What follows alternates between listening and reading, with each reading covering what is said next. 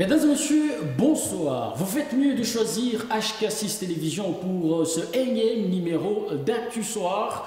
Vous le savez, la Cour constitutionnelle a eu à invalider un nombre important d'élus du peuple et dans la plupart des cas, ceux de l'AMOCA. Et ce dernier organise des sit-ins pratiquement au niveau de la Cour constitutionnelle. 2 nuits successives passées à la Cour constitutionnelle. Comment comprendre cette attitude? Et pour en parler, j'ai l'honneur de recevoir M. Benjamin Ngoyi Mwilambwe, qui est secrétaire fédéral UNADEC au Katanga, UNADEF, excusez, au Katanga, avec qui nous allons échanger sur cette question. Monsieur Benjamin Mwilambwe, bonsoir et bienvenue sur ces plateaux. Bonsoir, je vous remercie d'avoir pensé à ma modeste personne pour venir échanger avec vous et avec l'ensemble de nos téléspectateurs qui nous suivent en ce moment. Ça fait pratiquement 2 nuits que les invalidés de l'AMOCA passent nuit dans la cour de la Cour constitutionnelle. Comment comprenez-vous cela? Oui, le sitting organisé par les députés de l'opposition dans l'ensemble, et particulièrement ceux de l'AMOCA, se justifie par leur droit de protester par rapport aux résultats qui ont été rendus par la Cour constitutionnelle. Nous nous sommes rendus tous compte que la Cour, au lieu de remettre la paix sociale dans la société congolaise, elle continue encore une fois de plus d'envenimer la situation et d'amplifier et d'approfondir la crise politique que nous vivons en ce moment. Comment voulez-vous que nous soyons toujours victimisés? Quand je dis nous de l'AMOCA, parce que nous savions que nous avions gagné plusieurs sièges lors de la promulgation des résultats par la Commission électorale nationale indépendante. Nos députés ont commencé le travail et parmi ces députés, j'aimerais signaler à nos téléspectateurs qui nous suivent qu'il y a des cas flagrants, des députés qui ont été invalidés et qui n'ont jamais eu de dossier en justice contre qui que ce soit. Donc des députés qui n'ont jamais eu de contentieux. Jamais de contentieux avec un adversaire quelconque, mais ils se retrouvent sur la liste des invalidés. Et à ce titre, nous ne pouvons pas accepter que pareille chose puisse continuer. Nous devons protester parce qu'il est de notre droit et la Constitution nous autorise n'est-ce pas, à pouvoir manifester pacifiquement, sans casse. Vous avez vu les députés passer toutes 2 nuits blanches devant ce grand bâtiment. Muni de lampes, parce que vous savez, devant la cour, il n'y a pas de lampadaire pour pouvoir éclairer l'espace. Alors, dernièrement, le président de la Cour constitutionnelle était reçu par le président de la République et ce dernier lui a promis de réexaminer le cas de gens qui ont été invalidés injustement. Alors, cette promesse ne suffisait pas pour attendre la dernière décision de la Cour? Non, écoutez, ce qu'a dit le président de la Cour, monsieur le président Luamba, devant le président de la République, Félix Tshisekedi, nous, à notre yeux, n'est pas satisfaisant parce que nous avons tous entendu un des porte-parole de la Cour constitutionnelle dire que cette réexamination des résultats ne va pas apporter un grand changement, tout simplement parce qu'ils vont devoir corriger les fautes d'orthographe, peut-être là. Mais nous ne contestons pas par rapport à la phraséologie ou aux erreurs qui se situent dans leur texte. Mais il y a un problème de fond que nous voulons que les juges puissent statuer. Statuer, c'est-à-dire revoir tous les cas injustes. Et c'est là qu'il y a des erreurs telles que je vous ai dit. Ça peut être aussi des erreurs matérielles que... Les erreurs matérielles qui sont minimisables. Qui ne sont pas minimisables, mon ami, qui ne sont pas minimisables. Je vous prends les cas typiques des calémies avec l'honorable Kabongo Wakabongo, le député national d'Elamuka, qui a postulé dans la plateforme MS. Mais il se retrouve sur la liste alors que lui, il n'a jamais eu un contentieux avec qui que ce soit. Et vous avez appris que tous ces fanatiques au niveau, et ces électeurs au niveau des calémies se sont mis debout pour protester de ces résultats-là. Et en face de qui?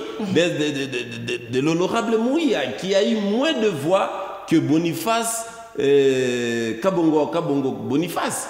Comment voulez-vous que le monde nous respecte lorsque nous sommes en train de rendre notre justice dans les antivaleurs? Alors, donc on peut comprendre que vous êtes en train de faire pression à la Cour constitutionnelle pourvu qu'elle puisse trancher à votre faveur. Tout à fait. Ce n'est pas la première fois dans ce monde que cela se fait. Vous avez toujours suivi. Il y a de ceux-là qui font même la grève de faim pendant un mois.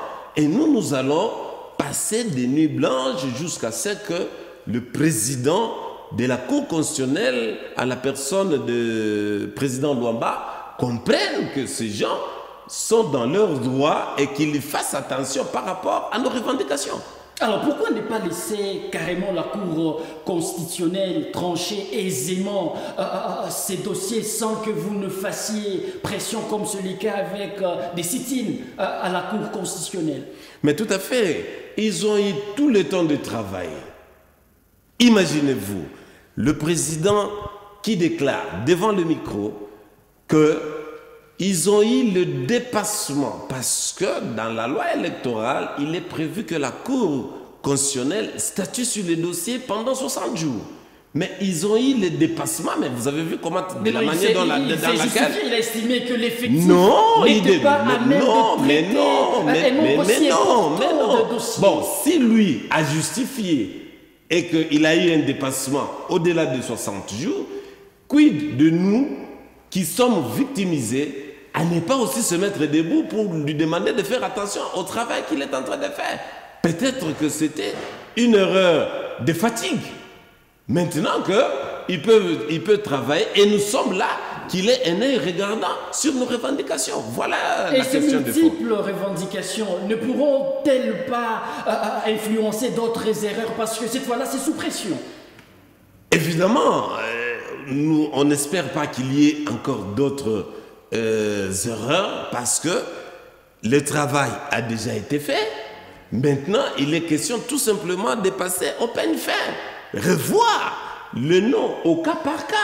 Mais comment on parle d'un certain Kabongo Boniface que nous crions jour et nuit devant vos micros et revendiquant que ce député, cet honorable, n'a jamais eu de problème avec qui que ce soit. Mais le président Luamba, c'est le moment de vérifier, de regarder si réellement Kabongo Boniface est sur la liste et qui n'a pas été convoqué à la Cour constitutionnelle et qui n'a jamais eu de contentieux, de l'élaguer de la liste. Voilà. Et qu'est-ce que vous attendez pratiquement du dernier mot de la Cour constitutionnelle, vous, de l'Amouka? Nous attendons que la justice soit faite. La justice, dit-on qu'elle élève une nation.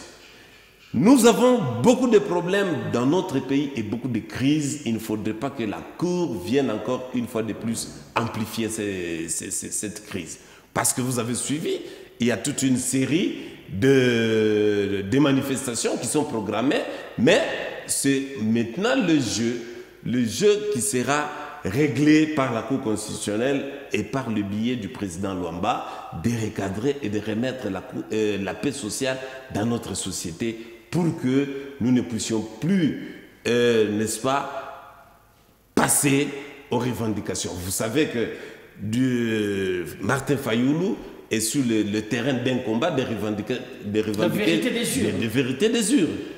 Et ceci prouve à suffisance que les résultats qui sont donnés ne reflètent pas réellement la vérité des urnes. Vous voyez que cette question qui pouvait passer peut-être outre, va revenir maintenant à chaud parce que tout le monde, tous les supporters vont mordre à l'hameçon pour revendiquer. Nous avons, au-delà de la crise politique, nous avons une crise économique aujourd'hui.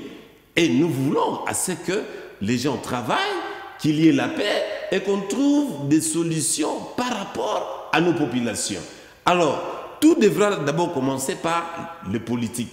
Si nous nous entendons, il y a la paix sociale, en ce moment-là, la suite sera bon pour nous. Et vous pensez que la paix sociale dépend de la validation des élus de la Mouka, pratiquement? D'une part, c'est vrai, parce que on n'est pas de fous pour protester dans les néants. C'est dans notre droit de le revendiquer et que nous soyons rétablis. Il y a un autre cas que je voulais relever ici. La sénatrice Christine Mwando, qui a été élue brillamment au niveau de Calémie comme sénatrice avec 4 voix. Elle a été invalidée en faveur de Alice Mukinji qui n'avait que 3 voix. Comment voulez-vous? Et la Cour n'a jamais expliqué le pourquoi d'invalider celui qui a le nombre de voix beaucoup plus supérieur en faveur de celui qui a le nombre de voix inférioriquement numérique par rapport à l'autre.